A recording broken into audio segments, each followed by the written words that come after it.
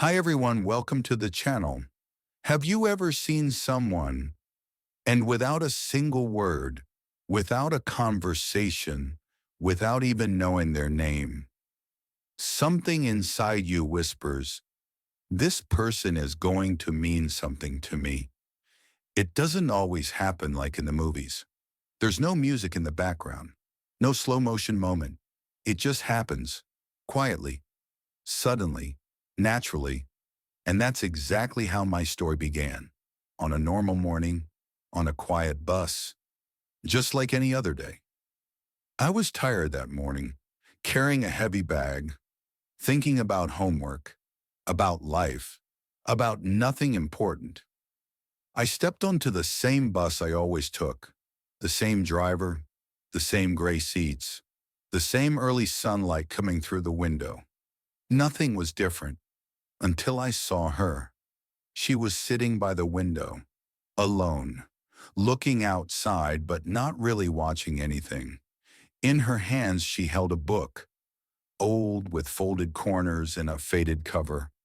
She wasn't doing anything special. She wasn't trying to get attention. But in that small, ordinary moment, something shifted in me. I didn't know her name. I didn't know her story. I didn't even know if I would ever see her again.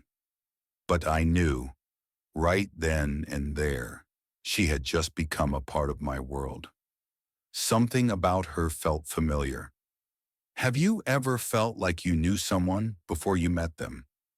Like their presence makes sense, even in silence? That's how it was. I didn't believe in love at first sight, but I did believe in energy, in the quiet connection between two souls before words even happen.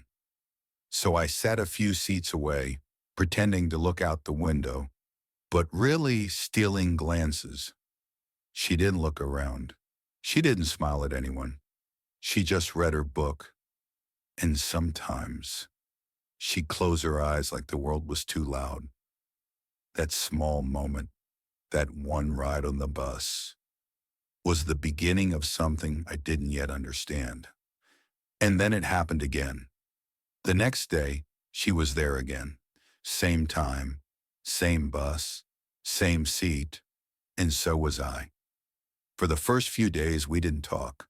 We didn't even make eye contact. But she became part of my routine, part of my morning, and slowly, part of my thoughts. I began to look forward to mornings, not for school, not for the classes, but because I might see her, even just for 20 minutes, even in silence. Isn't it strange how a person can walk into your life quietly and still completely change it? That was how our story began, not with big words, not with a love letter, not even with a hello, just a bus, a book, and two strangers sitting quietly in the same world. And that was enough. Every morning, I took the same bus to university. The route never changed. The driver was always the same. The stops were always the same. And honestly, most days felt boring until she appeared. At first, I didn't notice her. Maybe she had been riding the bus before, but on that one morning, she stood out. She got on at the second stop, wearing a soft gray scarf, holding a book close to her chest, and quietly moved to the same seat every time, by the window near the back. She never looked around. She didn't talk to anyone, but her silence spoke louder than words. Something about her made time slow down. The routine began. She became part of my morning routine. Wake up, pack my bag, rush out the door, and silently hope she'd be on the bus. And she usually was. She always sat in the same place, opened her book right after sitting down, and leaned her head slightly toward the window, like she was half in this world, half in another. I never had the courage to sit near her. I sat across the aisle, sometimes one row behind, pretending not to notice her, but always noticing. It felt strange. How can you feel close to someone you've never spoken to? But I did. Every day for almost 2 months, we shared those 20 minutes of silence. Me in my seat, her in hers. No words, just quiet company. One morning changed everything. One rainy day, the bus was more crowded than usual. People stood in the aisle. Seats filled up fast. I stepped on, looked around, and my heart skipped. Her usual seat was empty, but the one next to it was open too. I froze for a second. Then, without thinking too much, I walked over and sat beside her. She looked up from her book, just for a second, then smiled. A small, polite smile, but it meant the world to me. It was the first time I'd been that close. I could see the title of her book. It was a novel I had read before. I wanted to say something, anything, but I was nervous, so we sat, quietly. The first word. Finally, as we neared the next stop, I took a deep breath and whispered, "That's a great book." She turned toward me, and this time her smile was real, soft, kind, full of surprise. She nodded, "Yes, it's my favorite. I've read it 3 times." That was it. Our first real conversation, just a few words, but it opened a door I'd been afraid to knock on. After that day, everything started. The next day, everything felt different. The bus was still the same. The weather was cold. But I was nervous. I had finally spoken to her. Just one sentence, but it stayed with me the whole night. I replayed it in my mind again and again. "That's a great book." Her answer, her smile, her voice. It was soft, calm, thoughtful. And now I didn't want to go back to silence. That morning I got on the bus early, hoping I would see her, and there she was, same seat by the window. But this time, something was different. She looked up and saw me, and then she smiled. First, that small smile told me, "You can sit next to me again." So I did. We didn't speak at first, just sat quietly for a minute. Then I asked, "So, what's your favorite part of the book?" And just like that, she opened up. She told me about her favorite scene, how the story reminded her of her childhood, how books helped her feel calm, especially during stressful days at school. Her voice was gentle but confident. She didn't try to impress me. She just spoke honestly, and I listened, really listened.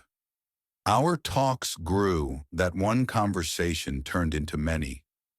Every morning, we'd sit together and talk, sometimes about books, sometimes about school, sometimes about life. She told me about her dream to become a writer. She said writing helped her say the things she was too shy to speak out loud. I told her about my dream to travel the world, to see different places, meet new people, to escape the ordinary. And just like that, we began sharing pieces of our hearts, one bus ride at a time. A simple act of kindness. One day I brought her a coffee, just a small paper cup with warm milk and cinnamon. I didn't even ask if she liked coffee. I just hoped. When I gave it to her, she looked surprised. "You didn't have to," she said, smiling. "I wanted to," I answered. That's the thing about quiet love. It doesn't shout. It gives. It notices.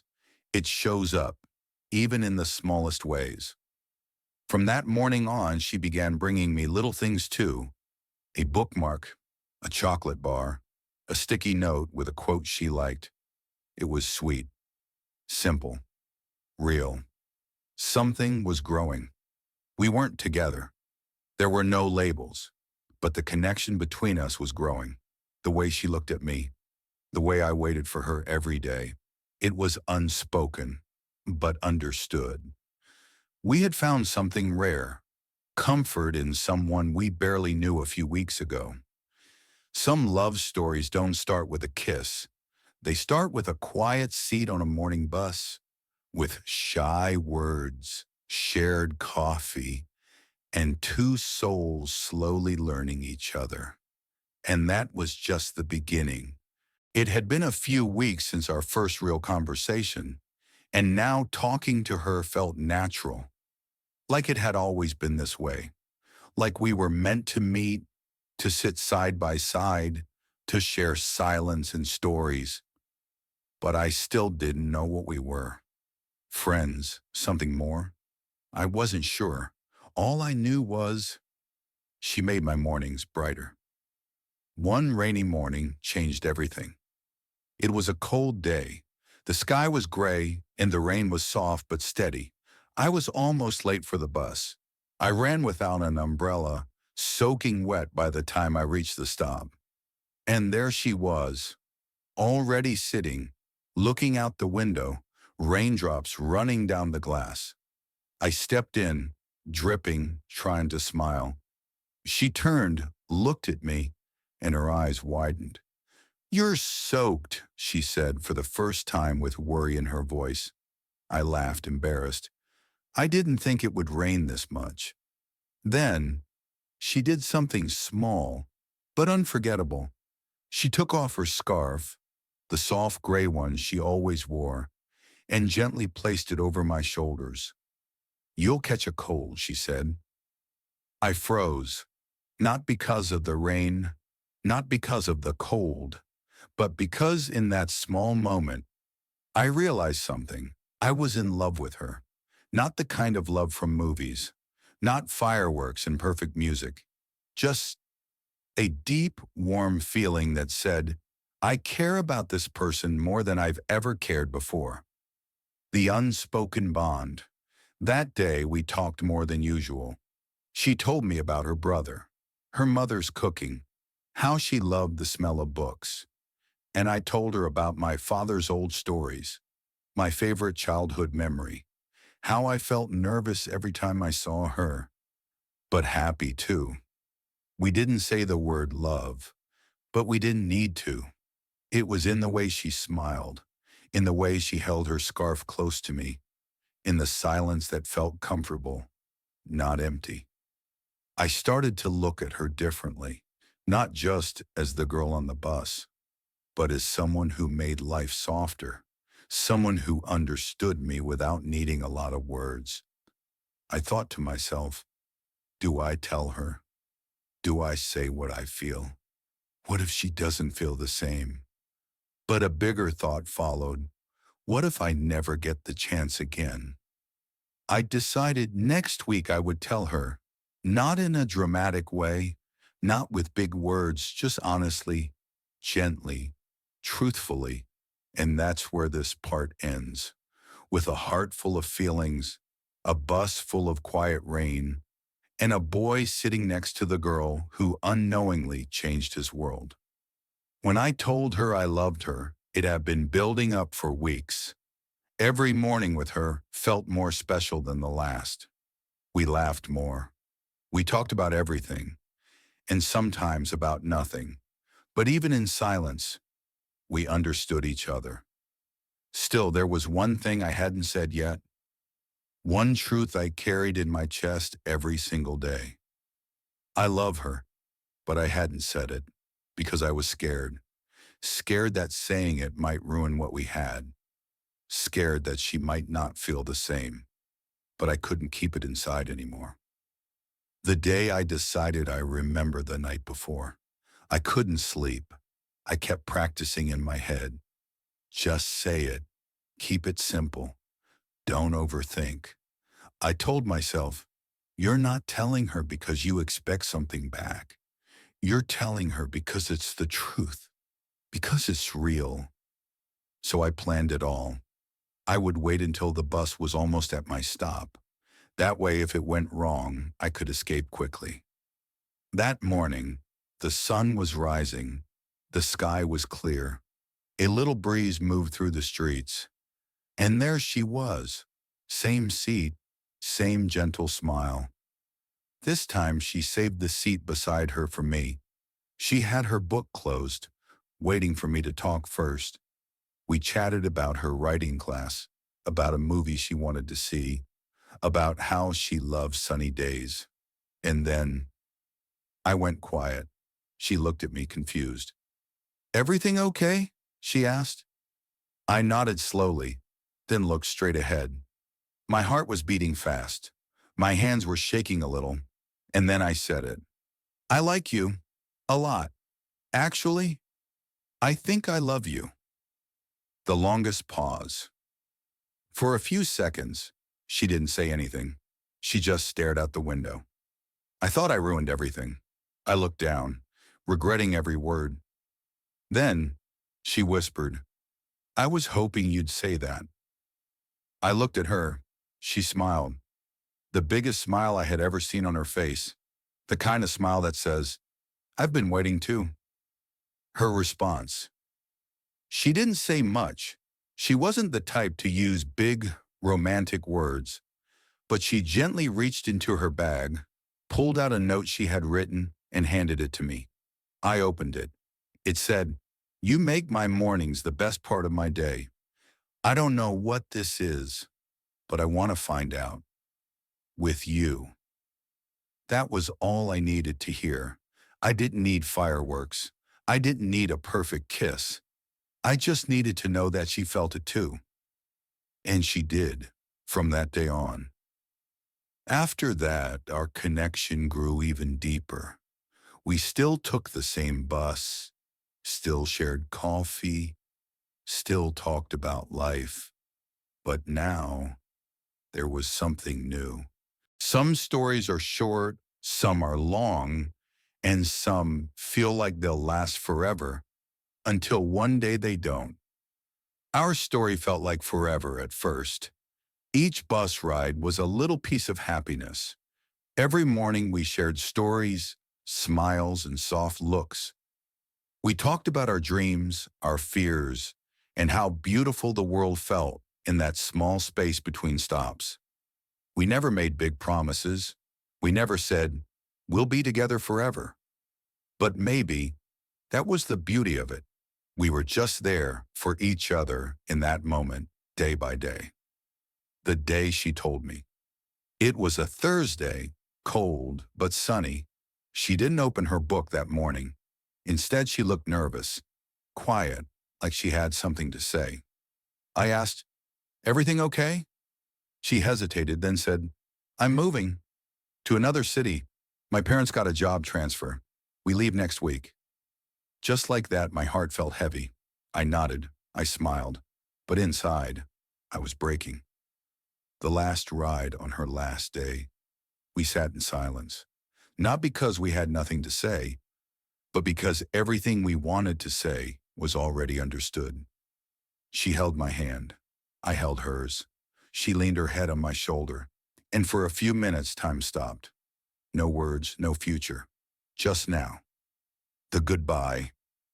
At her stop, she stood up, looked at me, and whispered, "Thank you for seeing me, for talking to me, for being my quiet place." I didn't cry. Not then. I just said, "You made my mornings worth waking up for." And she was gone. What remains? I never saw her again. We didn't keep in touch. We didn't write letters. Maybe that's how it was meant to be. But some people, they stay with you. Even if they don't stay in your life, they stay in your heart. And every time I get on a bus, I still look at the second window seat near the back, and I smile, because I remember her, the girl with the book, the soft scarf, and the quiet soul who showed me what gentle love feels like. Final message to the viewer. If you've ever loved someone silently, if you've ever found connection in a quiet space, then you know, not all love stories are loud. Some are calm, software short, but unforgettable. Thank you for listening to mine.